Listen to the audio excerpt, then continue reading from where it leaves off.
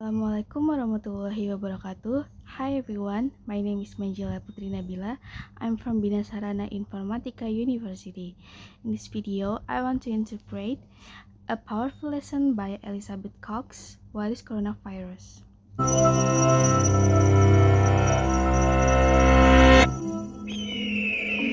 For almost a decade, scientists chased the source of a deadly new virus through China's tallest mountains and most isolated caverns.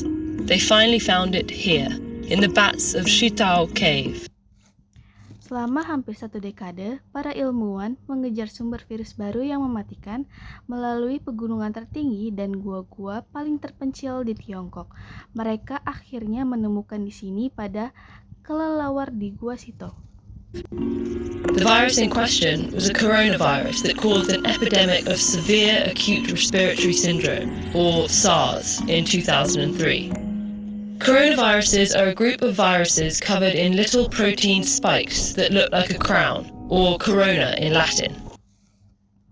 Virus yang dimaksud adalah virus corona yang menyebabkan wabah sindrom pernafasan akut berat, atau SARS, pada tahun 2003.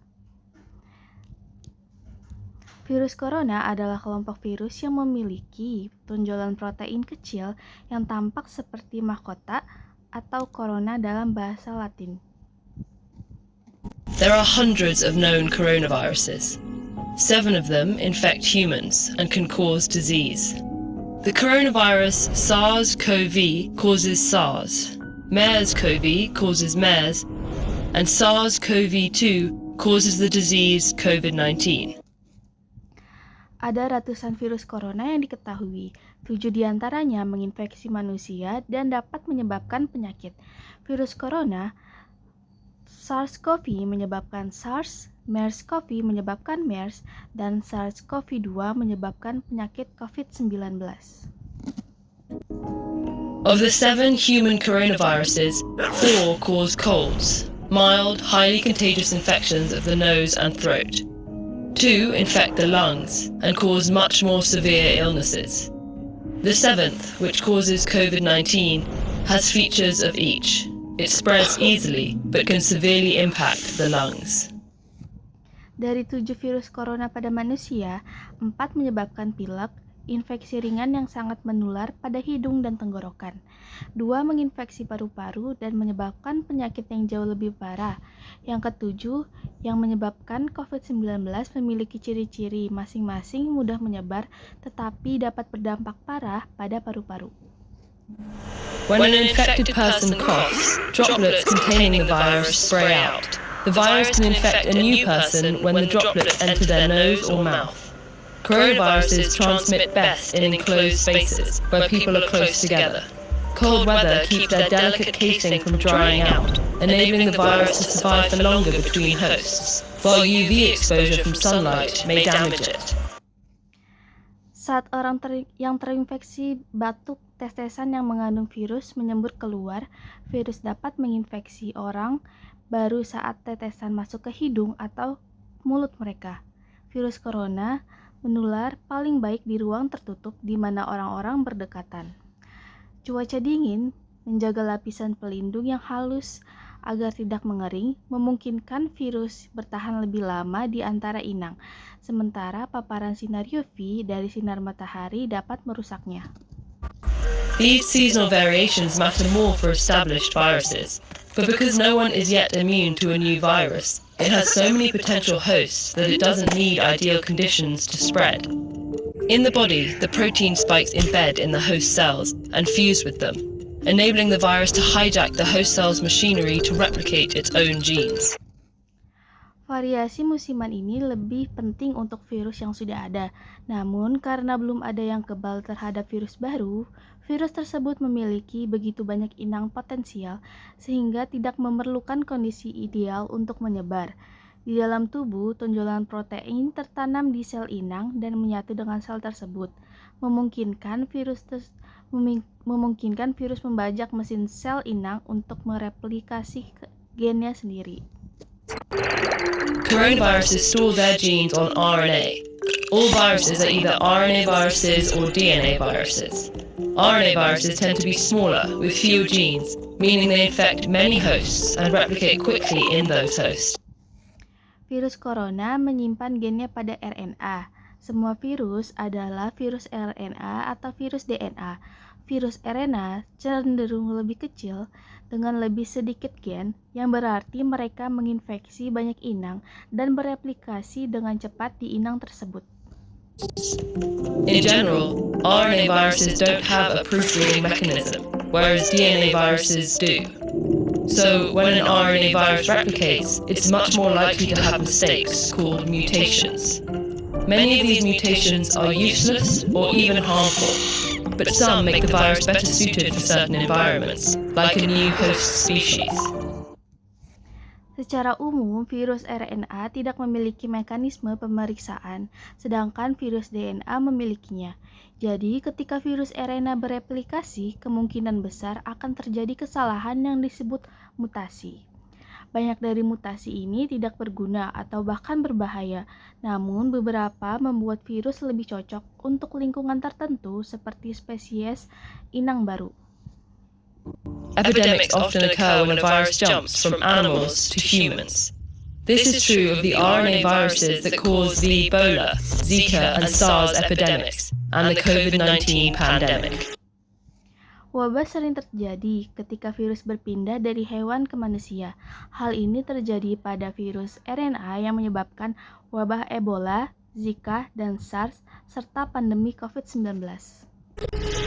Once in humans, the virus still mutates, usually not enough to create a new virus, but enough to create variations or strains of the original one. Setelah berada di manusia, virus tersebut masih bermutasi. Biasanya tidak cukup untuk membuat virus baru, tetapi cukup untuk membuat variasi atau strain dan virus asli. Coronaviruses have a few key differences from most RNA viruses. They're some of the largest, meaning they have the most genes. That creates more opportunity for harmful mutations. Virus corona memiliki beberapa perbedaan utama dari sebagian virus RNA. Virus ini termasuk yang terbesar, yang memiliki gen terbanyak. Hal itu menciptakan lebih banyak peluang untuk mutasi yang berbahaya. To counteract this risk, coronaviruses have a unique feature, an enzyme that checks for replication errors and corrects mistakes. This makes coronaviruses much more stable, with a slower mutation rate than other RNA viruses. While this may sound formidable, the slow mutation rate is actually a promising sign when it comes to disarming them. Untuk menanggulangi resiko ini, virus corona memiliki fitur unik, enzim yang memeriksa kesalahan, replikasi, dan mengoreksi kesalahan. Hal ini membuat virus corona jauh lebih stabil dengan laju mutasi yang lebih lambat dibandingkan virus RNA lainnya. Meskipun ini mungkin terdengar menakutkan, laju mutasi yang lambat sebenarnya merupakan tanda yang menjanjikan dalam hal melucuti virus tersebut. After an infection, our immune system can recognize germs and destroy them more quickly if they infect us again, so they don't make us sick. But mutations can make a virus less recognizable to our immune system, and therefore more difficult to fight off. Setelah terinfeksi, sistem kekebalan tubuh kita dapat mengenali kuman dan menghancurkannya lebih cepat jika kuman tersebut menginfeksi kita lagi sehingga tidak membuat kita sakit. Namun, mutasi dapat membuat virus kurang dikenali oleh sistem kekebalan tubuh kita dan karena itu lebih sulit dilawan. They can also make antiviral drugs and vaccines less effective because they're tailored very specifically to a virus. That's why we need a new flu vaccine every year. The influenza virus mutates so quickly that new strains pop up constantly. Mutasi juga dapat membuat obat antivirus dan vaksin menjadi kurang efektif karena dibuat khusus untuk virus. Itulah sebabnya kita membutuhkan vaksin flu baru setiap tahun. Virus influenza bermutasi sangat cepat sehingga strain baru terus bermunculan. The slower mutation rate of coronaviruses means our immune systems, drugs, and vaccines might be able to recognize them for longer after infection, and therefore protect us better. Laju mutasi virus corona yang lebih lambat berarti sistem kekebalan tubuh, obat, dan vaksin kita mungkin dapat mengenalinya lebih lama setelah terinfeksi, dan karenanya melindungi kita dengan lebih baik. Still, we don't know how long our bodies remain immune to different coronaviruses. There's never been an approved treatment or vaccine for a coronavirus. We haven't focused on treating the ones that cause colds, and though scientists began developing treatments for SARS and MERS, the epidemics ended before those treatments completed clinical trials. Namun kita tidak tahu berapa lama tubuh kita kebal terhadap berbagai jenis virus corona. Belum pernah ada pengobatan atau vaksin yang disetujui oleh virus corona. Kita belum fokus pada pengobatan yang menyebabkan pilek, dan meskipun para ilmuwan mulai mengembangkan pengobatan untuk SARS dan MERS, wabah tersebut berakhir sebelum pengobatan tersebut menyelesaikan uji klinis. As we continue to encroach on other animals' habitats, some scientists say a new coronavirus jumping to humans is inevitable. But if we investigate these unknowns, it doesn't have to be devastating.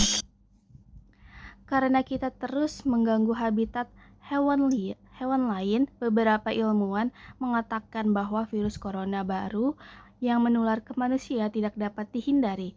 Tetapi jika kita menyelidiki hal-hal yang tidak diketahui ini, hal itu tidak harus menjadi bencana. Okay everyone, that's for the part 1, and now let's continue to the part 2. Now let's continue to part 2. I want to interpret a powerful speech by Mariana Atencio.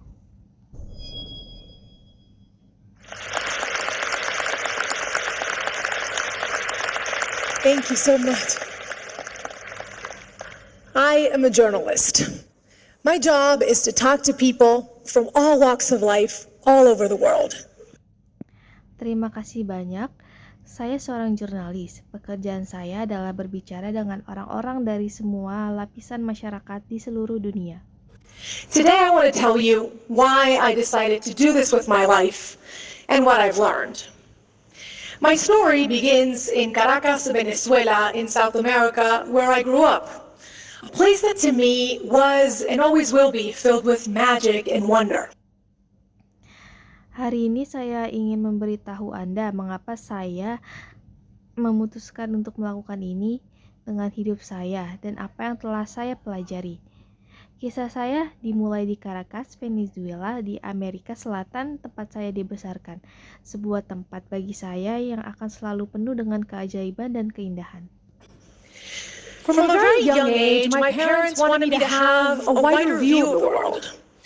I remember one time when I was around 7 years old, my dad came up to me and said, "Mariana, I'm going to send you and your little sister, who was 6 at the time, to a place where nobody speaks Spanish. I want you to experience different cultures." He went on and on about the benefits of spending an entire summer in this summer camp in the United States, stressing a little phrase that I didn't pay too much attention to at the time: you never know what the future holds. Sejak usia yang sangat muda, orang tua saya ingin saya memiliki pandangan yang lebih luas tentang dunia. Saya ingat suatu kali ketika saya berusia 7 tahun, ayah saya mendatangi saya dan berkata, "Mariana, saya akan mengirim kamu dan adik perempuanmu yang saat itu berusia 6 tahun ke tempat di mana tidak ada yang berbicara bahasa Spanyol." Dia terus-menerus berbicara tentang manfaat menghabiskan seluruh musim panas di perkemahan musim panas di Amerika Serikat. Menekankan frasa kecil yang tidak terlalu saya perhatikan saat itu, "Kamu tidak pernah tahu apa yang akan terjadi di masa depan." Meanwhile, in my 7-year-old mind, I was thinking we were going to get to summer camp in Miami. Maybe it was going to be even better, and we were going to go a little further north to Orlando, where Mickey Mouse lived. I got really excited.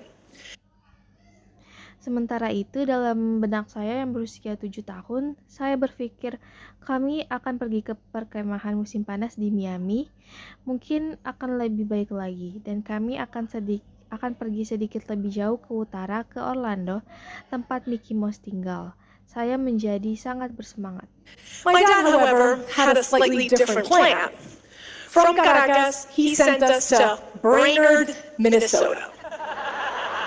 Mickey Mouse was not up there. And with no cell phone, no Snapchat or Instagram, I couldn't look up any information. Namun ayah saya punya rencana yang sedikit berbeda. Dari Caracas, ia mengirim kami ke Brainerd, Minnesota. Mickey Mouse tidak ada di sana. Dan tanpa ponsel, Snapchat atau Instagram, saya tidak dapat mencari informasi apapun. We get there, and one of the first things I noticed was that the other kids' hair was several shades of blonde, and most of them had blue eyes. Meanwhile, this is what we look like. Kami tiba di sana, dan salah satu hal pertama yang saya perhatikan adalah rambut anak-anak lain berwarna pirang, dan kebanyakan dari mereka bermata biru. Sementara itu, beginilah penampilan kami. The first night, the camp director gathered everyone around the campfire and said, "Kids, we have a very international camp this year. The Atencios are here from Venezuela." Malam pertama, direktur perkemahan mengumpulkan semua orang di sekitar api unggun dan berkata, "Anak-anak, kami memiliki perkemahan yang sangat internasional tahun ini. Keluarga Atencios datang dari Venezuela." The other kids looked at us as if we were from another planet. They would ask us things like, "Do you know what a hamburger is?" Or, "Do you go to school in a donkey or canoe?" I would try to answer in my broken English, and they would just laugh. Anak-anak lain memandang kami seolah-olah kami berasal dari planet lain. Mereka akan bertanya hal-hal seperti, apakah kalian tahu apa itu hamburger? Atau apakah kalian pergi ke sekolah dengan keledai atau kano? Saya akan mencoba menjawab dengan bahasa Inggris saya yang tidak lancar, dan mereka hanya akan tertawa. And I know they were not trying to be mean. They were just trying to understand who we were and make a correlation with the world they knew. We could either be like them or like characters out of a book filled with adventures like Aladdin or The Jungle Book. Saya tahu mereka tidak bermaksud jahat. Mereka hanya mencoba memahami siapa kami dan membuat korelasi dengan dunia yang mereka kenal. Kami bisa menjadi seperti mereka atau seperti tokoh dari buku yang penuh petualangan seperti Aladdin atau Jungle Book. We certainly didn't look like them. We didn't speak their language. We were different. And when you're 7 years old, that hurts. But I had my little sister to take care of. She cried every day at summer camp. So I decided to put on a brave face and embrace everything I could about the American way of life. Kami jelas tidak seperti mereka. Kami tidak berbicara bahasa mereka. Kami berbeda. Saat Anda berusia 7 tahun, itu menyakitkan. Namun saya punya adik perempuan yang harus saya jaga, dan dia menangis setiap hari di perkemahan musim panas. Jadi saya memutuskan untuk bersikap tegar dan menerima semua yang saya bisa tentang gaya hidup Amerika. We later did what we called the summer camp experiment for 8 years in different cities that many Americans haven't even heard of. But I remember most about these moments was when I finally clicked with someone. Making a friend was a special reward. Kami kemudian melakukan apa yang kami sebut eksperimen perkemahan musim panas selama 8 tahun di berbagai kota yang bahkan belum pernah didengar oleh banyak orang Amerika. Yang paling saya ingat tentang momen-momen ini adalah ketika saya akhirnya cocok dengan seseorang, mendapatkan teman adalah hadiah istimewa. Everybody wants to feel valued and accepted, and we think it should happen spontaneously, but it doesn't. When you're different, you have to work at belonging. You have to be either really helpful, smart, funny, anything to be cool for the crowd you want to hang out with. Semua orang ingin merasa dihargai dan diterima, dan kami pikir itu harus terjadi secara spontan. Tetapi tidak demikian. Ketika Anda berbeda, Anda harus berusaha untuk diterima. Anda harus sangat membantu, cerdas, lucu, apapun agar terlihat keren di depan orang-orang yang ingin Anda ajak bergaul. Later on, when I was in high school, my dad expanded on his summer plan, and from Caracas, he sent me to Wallingford, Connecticut for senior year of high school. This time, I remember daydreaming on the plane about the American high school experience with a locker. It was going to be perfect, just like in my favorite TV show, Saved by the Bell. Kemudian ketika saya masih di SMA, ayah saya memperluas rencana musim panasnya dan dari Caracas ia mengirim saya ke Wellington, Connecticut untuk tahun terakhir SMA. Kali ini saya ingat melamun di pesawat tentang pengalaman SMA di Amerika. Dengan locker, itu akan menjadi sangat sempurna. Seperti dalam acara TV favorit saya, Saved by the Bell. I get there, and they tell me that my assigned roommate is eagerly waiting. I open the door, and there she was, sitting on the bed, with a headscarf. Her name was Fatima, and she was Muslim from Bahrain, and she was not what I expected. She probably sensed my disappointment when I looked at her because I didn't do too much to hide it. See, as a teenager, I wanted to fit in even more. I wanted to be popular, maybe have a boyfriend for prom. And I felt that Fatima just got in the way with her shyness and her strict dress code. Saya tiba di sana, dan mereka memberitahu saya bahwa teman sekamar yang ditugaskan kepada saya sudah menunggu dengan penuh semangat. Saya membuka pintu dan di sanalah dia, duduk di tempat tidur dengan jilbab. Namanya Fatima, dan dia seorang muslim dari Bahrain, dan dia tidak seperti yang saya harapkan. Dia mungkin merasakan kekecewaan saya ketika saya menatapnya karena saya tidak berusaha menyembunyikannya. Lihat, sebagai seorang remaja, saya ingin lebih diterima, saya ingin menjadi populer, mungkin punya pacar untuk pesta prom, dan saya merasa bahwa Fatima hanya menghalangi dengan sifat pemalunya dan aturan berpakaiannya yang ketat. I didn't realize that I was making her feel like the kids at summer camp made me feel. This was the high school equivalent of asking her, "Do you know what a hamburger is?" I was consumed by my own selfishness and unable to put myself in her shoes. Saya tidak menyadari bahwa saya membuatnya merasa seperti yang saya rasakan saat anak-anak di perkemahan musim panas. Ini sama saja dengan bertanya kepadanya, apakah kamu tahu hamburger? Saya dikuasai oleh keegoisan saya sendiri dan tidak mampu menempatkan diri pada posisinya. I have to be honest with you. We only lasted a couple of months together because she was later sent to live with a counselor instead of other students. And I remember thinking, she'll be okay. She's just different. You see, when we label someone as different, it dehumanizes them in a way. They become the other. They're not worthy of our time, not our problem. And in fact, they, the other, are probably the cause of our problems. Saya harus jujur dengan kalian. Kami hanya bertahan beberapa bulan bersama, karena dia kemudian dikirim untuk tinggal dengan konselor, bukan dengan siswa lain.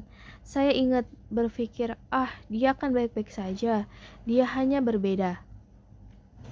Anda lihat, ketika kita melabeli seseorang sebagai berbeda, itu merendahkan martabat mereka. Mereka menjadi yang lain. Mereka tidak layak untuk waktu kita, bukan masalah kita, dan faktanya mereka yang lain mungkin adalah penyebab masalah kita. So how do we recognize our blind spots? It begins by understanding what makes you different, by embracing those traits. Only then can you begin to appreciate what makes others special. And I remember when this hit me, it was a couple months after that. I had found that boyfriend for prom and made a group of friends and practically forgotten about Fatima until everybody signed on to participate in this talent show for charity. Jadi, bagaimana kita mengenali titik buta kita? Dimulai dengan memahami apa yang membuat Anda berbeda, dengan merangkul sifat-sifat tersebut. Hanya dengan begitu, Anda dapat menghargai apa yang membuat orang lain istimewa. Saya ingat saat hal ini menimpa saya, beberapa bulan setelah itu saya menemukan pacar untuk pesta prom, mendapatkan banyak teman dan hampir melupakan Fatima. Sampai semua orang mendaftar untuk berpartisipasi dalam pertunjukan bakat untuk amal ini. You needed to offer a talent for auction. And it seemed like everybody had something special to offer. Some kids were going to play the violin, others were going to recite a theater monologue. And I remember thinking, we don't practice talents like these back home. But I was determined to find something of value. Anda perlu menawarkan bakat untuk dilelang. Sepertinya semua orang punya sesuatu yang istimewa untuk ditawarkan. Beberapa anak akan bermain biola, yang lain akan membacakan monolog teater, dan saya ingat berpikir kami tidak melatih bakat seperti ini di rumah. Namun saya bertekad untuk menemukan sesuatu yang berharga. So the day the talent show comes and I get up on stage with my little boombox, put it on the side, and I press play, and a song by my favorite emerging artist, Shakira, comes up. And I go, wherever, we're meant to be together. And I said, my name is Mariana, and I'm gonna auction a dance class. And it seemed like the whole school raised their hand to bid. My dance class really stood out from like the 10th violin class offered that day. Hari pertunjukan bakat tiba dan saya naik ke panggung dengan bom box kecil saya dan menaruhnya di samping dan menekan play, dan sebuah lagu dari artis pendatang baru favorit saya, Shakira, muncul, dan saya berkata, kapanpun, dimanapun, kita ditakdirkan untuk bersama. Dan saya berkata, nama saya Mariana, dan saya akan melelang kelas dansa. Seperti seluruh sekolah mengangkat tangan untuk menawar, kelas dansa saya benar-benar menonjol dibandingkan kelas biola ke-10 yang diadakan hari itu. And going back to my dorm room, I didn't feel different. I felt really special. And that's when I started thinking about Fatima, the person that I had failed to see as special when I first met her. She was from the Middle East, just like Shakira's family was from the Middle East. She could have probably taught me a thing or two about belly dancing, had I been open to it. Kembali ke kamar asrama, saya tidak merasa berbeda. Saya merasa sangat spesial, istimewa. Saat itulah saya mulai memikirkan Fatima, seseorang yang gagal saya lihat sebagai pribadi yang istimewa saat pertama kali bertemu dengannya. Dia berasal dari Timur Tengah, sama seperti keluarga Shakira yang berasal dari Timur Tengah. Dia mungkin bisa mengajari saya 1 atau 2 hal tentang tari perut, seandainya saya terbuka terhadapnya. Now I want you all to take that sticker that was given to you at the beginning of our session today, where you wrote down what makes you special, and I want you to look at it. If you're watching at home, take a piece of paper and write down what makes you different. You may feel guarded when you look at it, maybe even a little ashamed, maybe even proud. But you need to begin to embrace it. Remember, it is the first step in appreciating what makes others special. Sekarang saya ingin kalian semua mengambil stiker yang diberikan kepada kalian di awal sesi kita hari ini. Tempat kalian menuliskan apa yang membuat Anda istimewa dan saya ingin kalian melihatnya. Jika Anda menonton di rumah, ambil selembar kertas dan tuliskan apa yang membuat Anda berbeda.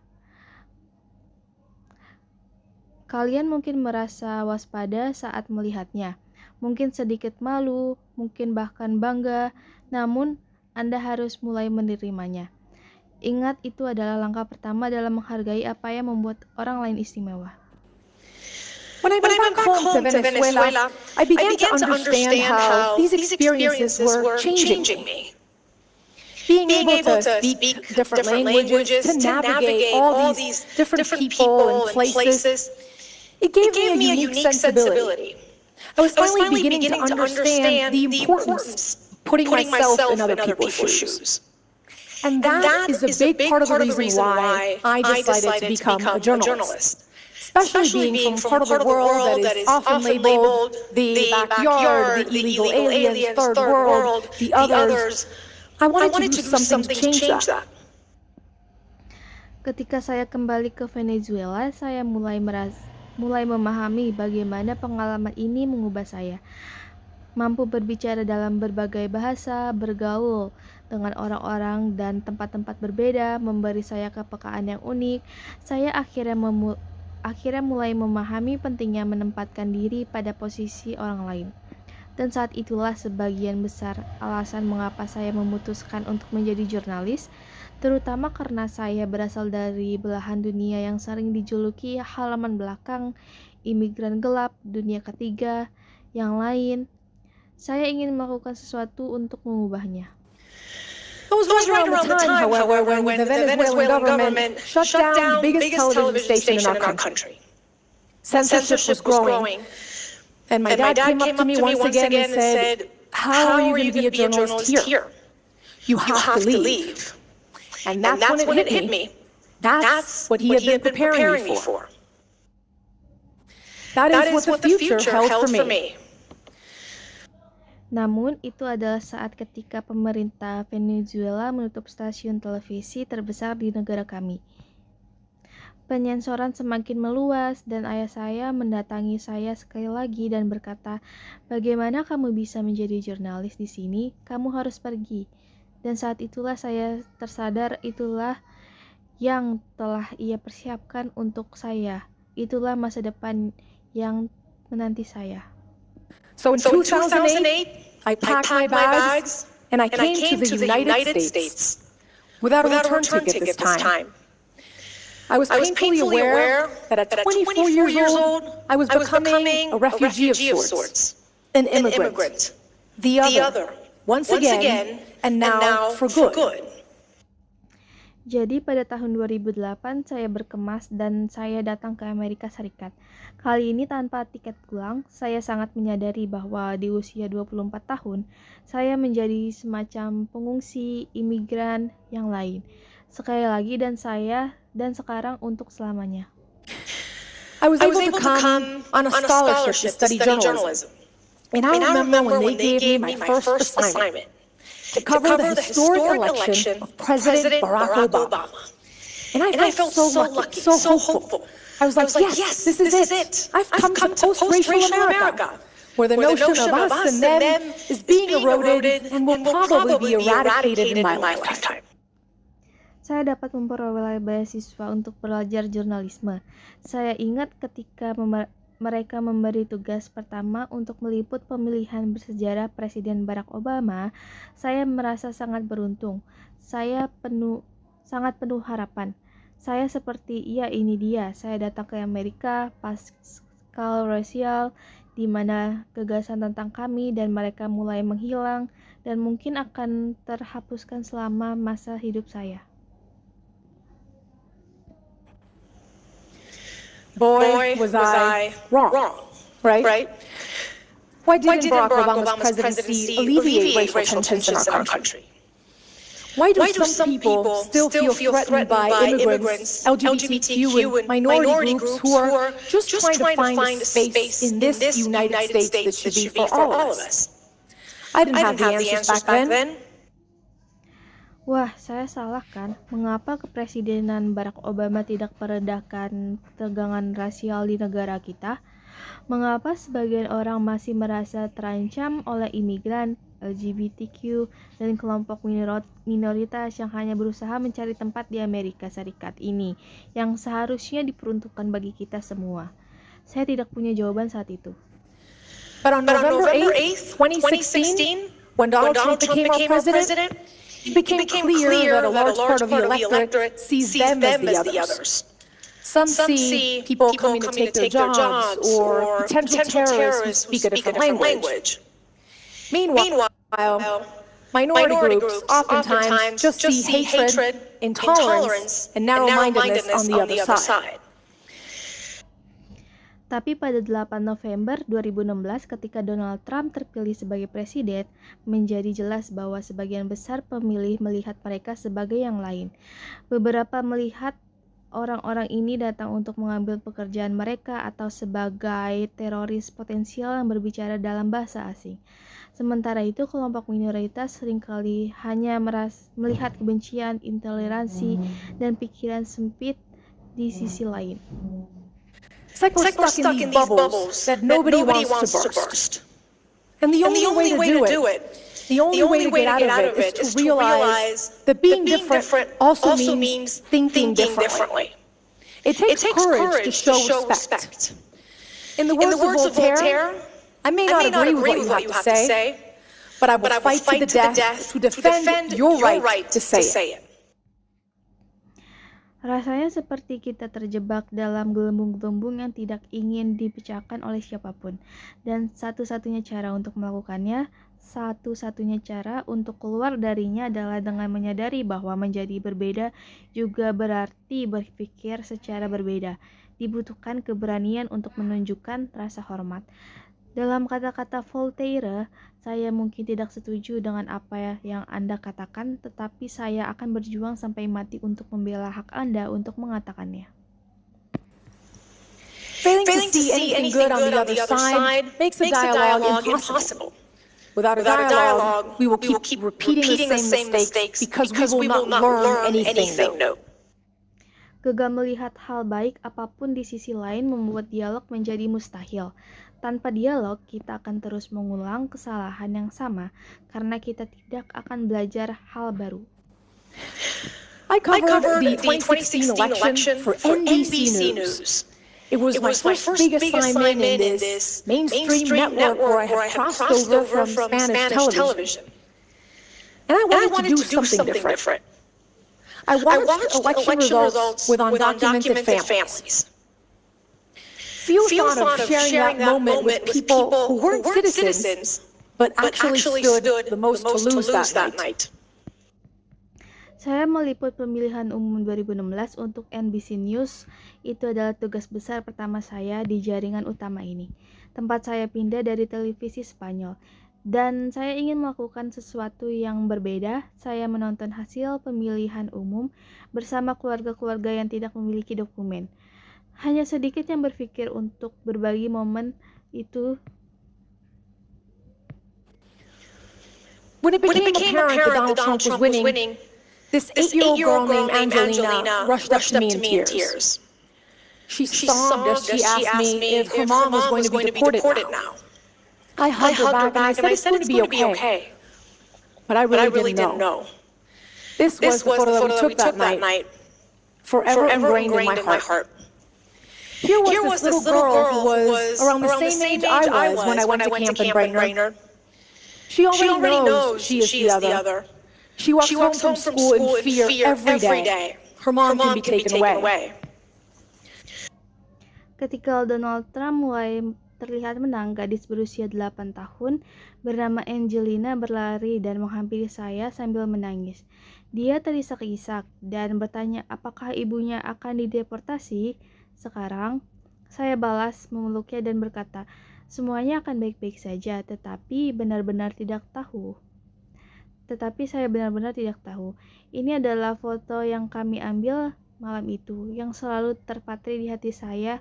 Ini adalah gadis kecil yang usianya hampir sama dengan saya ketika saya pergi berkemah di Brainerd. Dia sudah tahu bahwa dia adalah yang lain.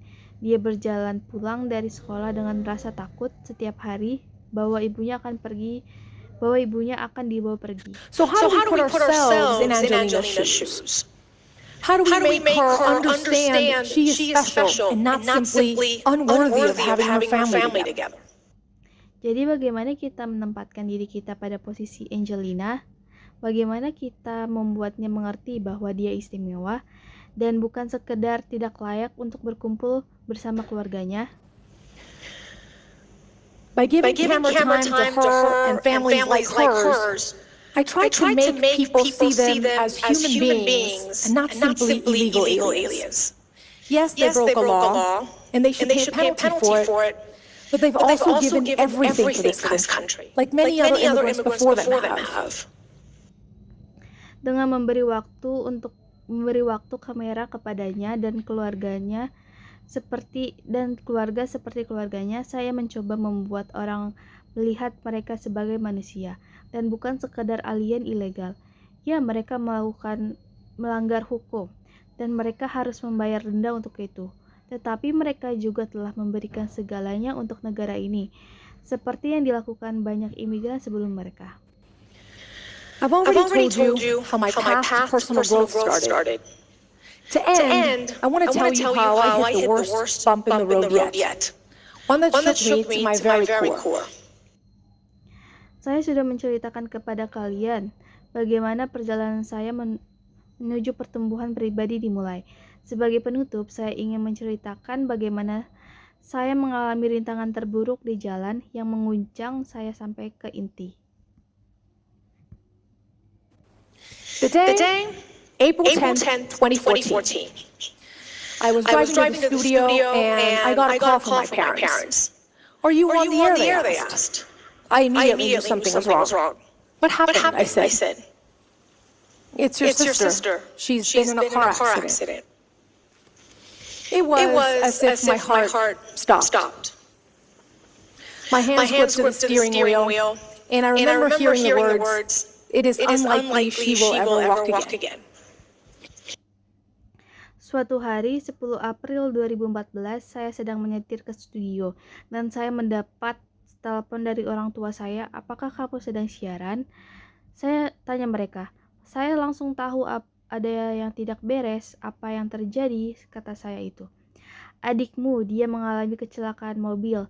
Jantung saya seakan berhenti berdetak, tangan saya mencengkram kemudi, dan saya ingat mendengar kata-kata, kecil kemungkinan dia akan bisa berjalan lagi." They say your life can change in a split second. Mine did at that moment. My sister went from being my successful other half, only a year apart in age, to not being able to move her legs, sit up, or get dressed by herself. And this wasn't like summer camp where I could magically make it better. This was terrifying. Mereka mengatakan hidup Anda dapat berubah dalam sekian detik. Hidup saya berubah saat itu. Adik perempuan saya berubah dari belahan jiwa saya yang sukses, yang usianya hanya terpaut 1 tahun, menjadi tidak mampu menggerakkan kakinya, duduk, atau berpakaian sendiri. Dan ini tidak seperti perkemahan musim panas, di mana saya secara ajaib dapat membuatnya lebih baik. Ini mengerikan. Throughout the course of 2 years, my sister underwent 15 surgeries, and she spent most of that time in a wheelchair. But that wasn't even the worst of it. The worst was something so painful, it's hard to put into words, even now. It was the way people looked at her, looked at us, changed. Selama 2 tahun, adik perempuan saya menjalani 15 operasi, dan dia menghabiskan sebagian besar waktunya di kursi roda. Namun, itu bahkan bukan yang terburuk.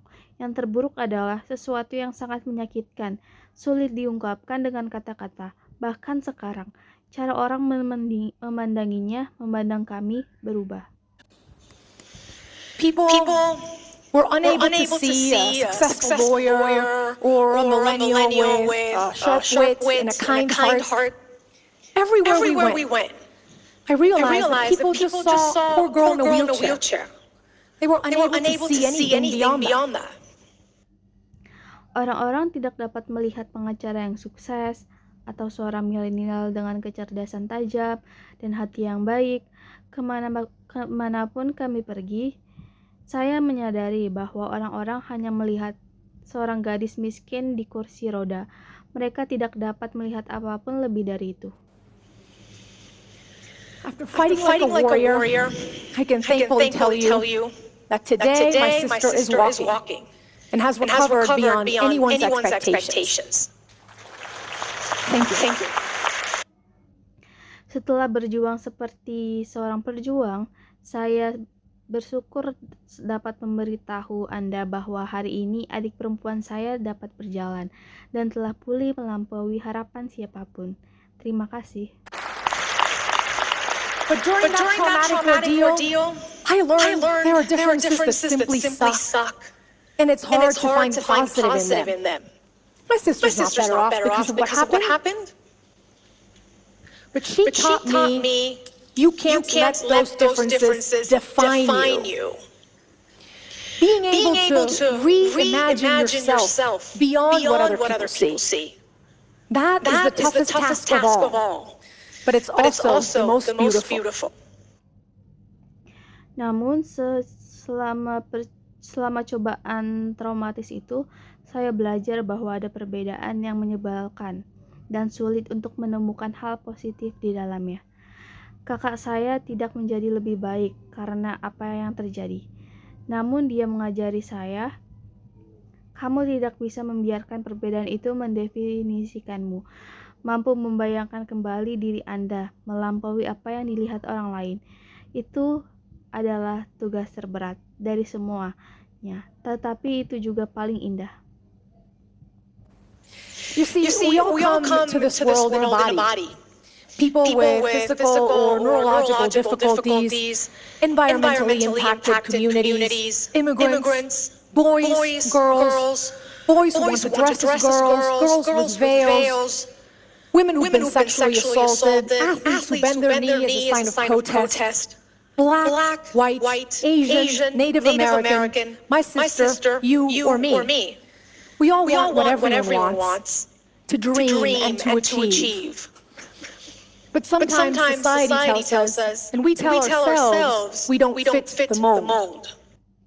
Lihat, kita semua datang ke dunia ini dalam satu tubuh. Orang-orang dengan kesulitan fisik atau neurologis, komunitas yang terkena dampak lingkungan, imigran, anak laki-laki, anak perempuan, anak laki-laki yang ingin berpakaian seperti anak perempuan dengan kerudung, wanita yang telah diserang secara seksual, atlet yang menekuk lutut mereka sebagai tanda protes, kulit hitam, kulit putih, Asia, penduduk Amerika, saudara perempuan saya, Anda atau saya. Kita semua menginginkan apa yang diinginkan semua orang, bermimpi dan berprestasi. Namun terkadang masyarakat memberitahu kita dan kita memberitahu diri kita sendiri, kita tidak cocok dengan cetakan itu. Well, if you look at my story, from being born somewhere different, to belly dancing in high school, to telling stories you wouldn't normally see on TV. What makes me different is what has made me stand out and be successful. Nah, jika kalian melihat kisah saya dari lahir di tempat yang berbeda, hingga menari perut di sekolah menengah, hingga menceritakan kisah-kisah yang biasanya tidak Anda lihat di TV, yang membuat saya berbeda adalah apa yang membuat saya menonjol dan sukses. I have traveled the world and talked to people from all walks of life. And you know what I've learned? The single thing every one of us has in common is being human. So take a stand to defend your race, the human race. Let's appeal to it. Let's be humanists before and after everything else. Saya telah berkeliling dunia dan berbicara dengan orang-orang dari semua lapisan masyarakat. Anda tahu apa yang saya pelajari? Satu hal yang sama-sama kita miliki adalah menjadi manusia. Jadi, ambil sikap untuk membela ras Anda, ras manusia. Mari kita dukung mereka, mari kita menjadi humanis sebelum dan sesudah semua hal lainnya. To end, I want you to take that sticker, that piece of paper where you wrote down what makes you different, and I want you to celebrate it today and every day. Shout it from the rooftops. I also encourage you to be curious and ask, what is on other people's pieces of paper? What makes them different? Let's celebrate those imperfections that make us special. Sebagai penutup, saya ingin Anda mengambil stiker itu, selembar kertas tempat Anda menuliskan apa yang membuat Anda berbeda, dan saya ingin Anda merayakannya hari ini dan setiap hari. Meneriakannya dari atas atap. Saya juga mendorong Anda untuk menjadi ingin tahu dan bertanya, apa yang ada di kertas orang lain? Apa yang membuat mereka berbeda? Mari kita rayakan ketidaksempurnaan yang membuat kita istimewa. I hope that it teaches you that nobody has a claim on the word normal.